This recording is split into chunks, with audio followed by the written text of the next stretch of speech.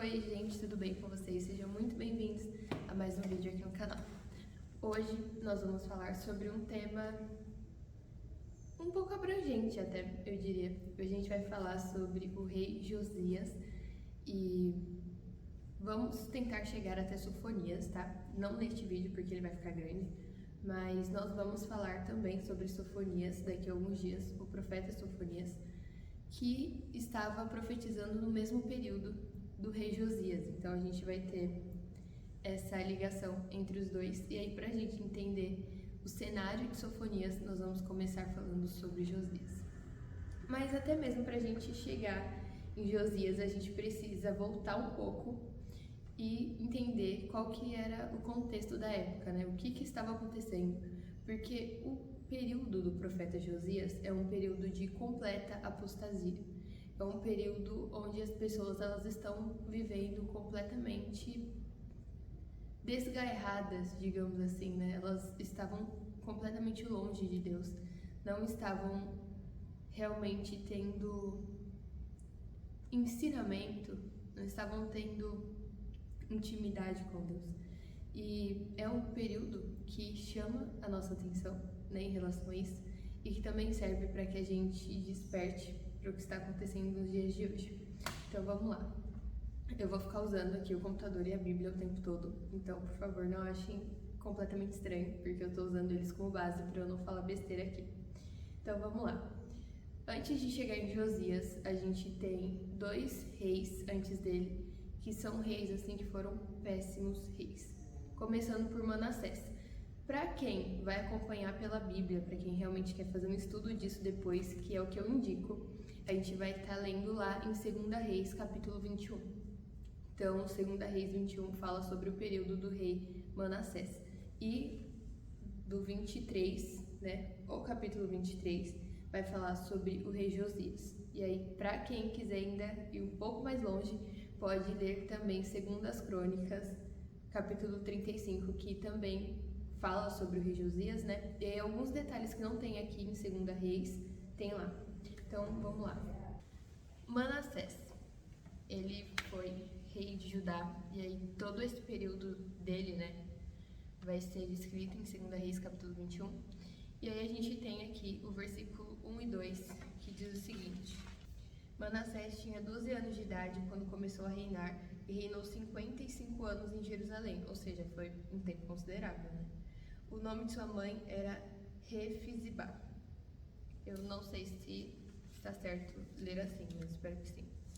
Enfim, foram 55 anos do reinado de Manassés e ele fez tudo que era abominável aos olhos de Deus.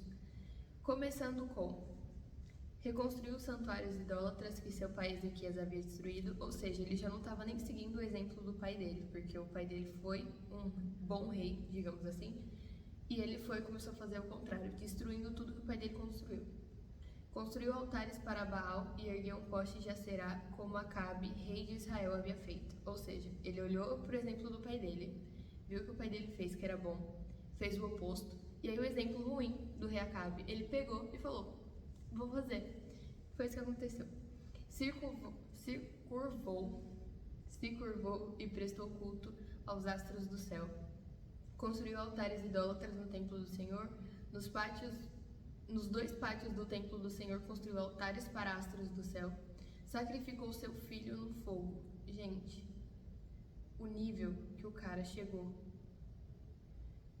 Praticou feitiçaria e adivinhação, consultou médiuns e praticantes do ocultismo, fez uma imagem esculpida da deusa Acera e colocou no templo.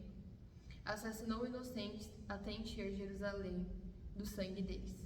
E assim, cara, ele era um rei horrível.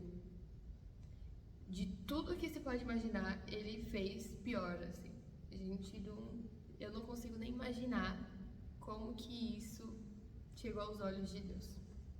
E aí não para por aí, porque depois veio o reinado de Amon. Gente, eu tô com a dicção hoje, mas fiquem firmes. Depois veio o reinado de Amon, que é filho de Manassés, e no caso o pai de Josias. Amon tinha 22 anos de idade quando começou a reinar e reinou 2 anos em Jerusalém. Ou seja, a gente saiu de 55, né? De 55 anos de um péssimo reinado. E a gente entrou em mais 2 anos do reinado de Amon. E ele também fez o que era ruim aos olhos do Senhor. Ele seguiu as práticas do pai dele. Ele adorou os mesmos ídolos e abandonou o Senhor.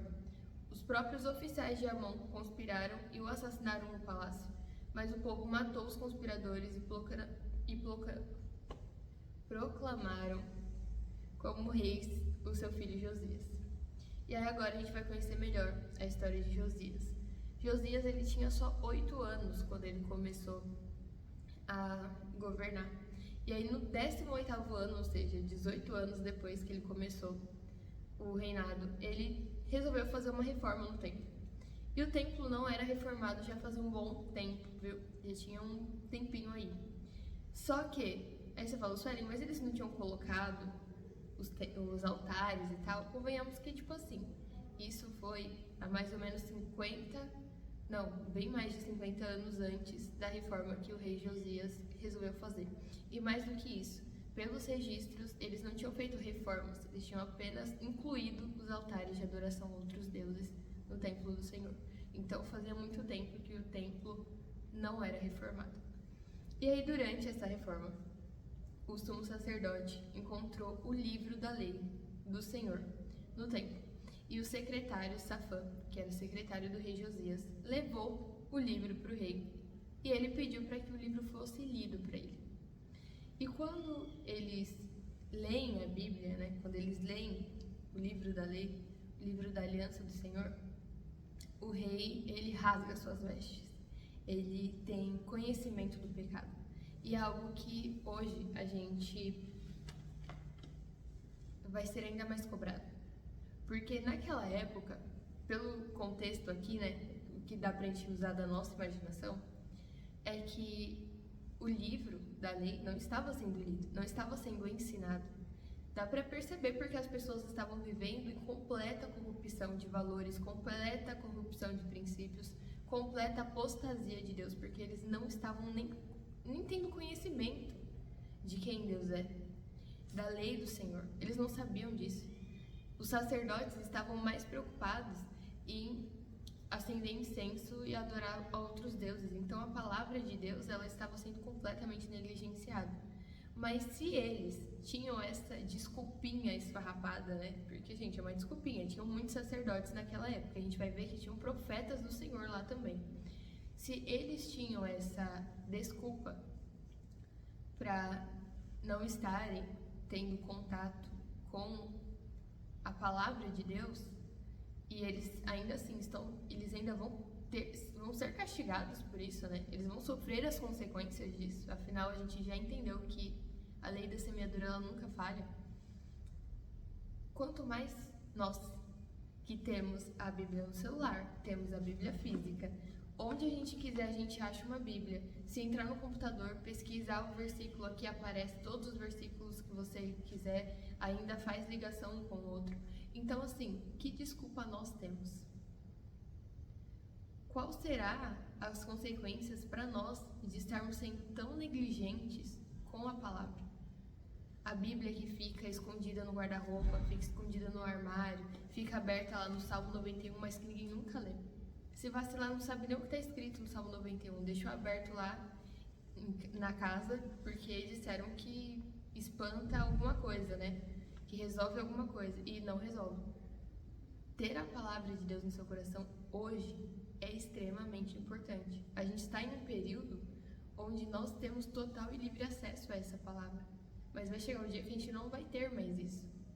Então, tomem cuidado. E aí aqui a gente também vai ter um outro ponto, que é algo que me chamou a atenção e eu escrevi aqui. Pela santa lei vem o conhecimento do pecado. Então a gente só tem conhecimento do pecado quando a gente sabe o que é o certo. Então a gente tem conhecimento do pecado através da lei. E pelo bendito evangelho vem o conhecimento da salvação.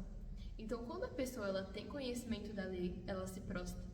É isso que está acontecendo com o rei Josias aqui.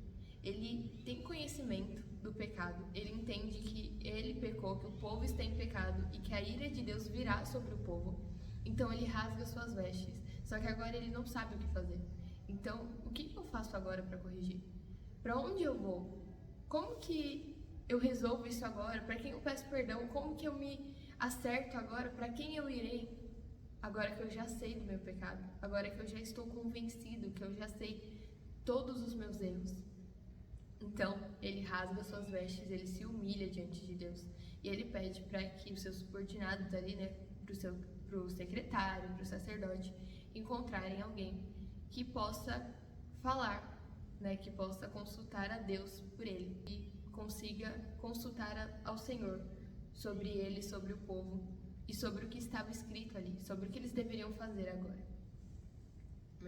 Meu notebook está descarregando.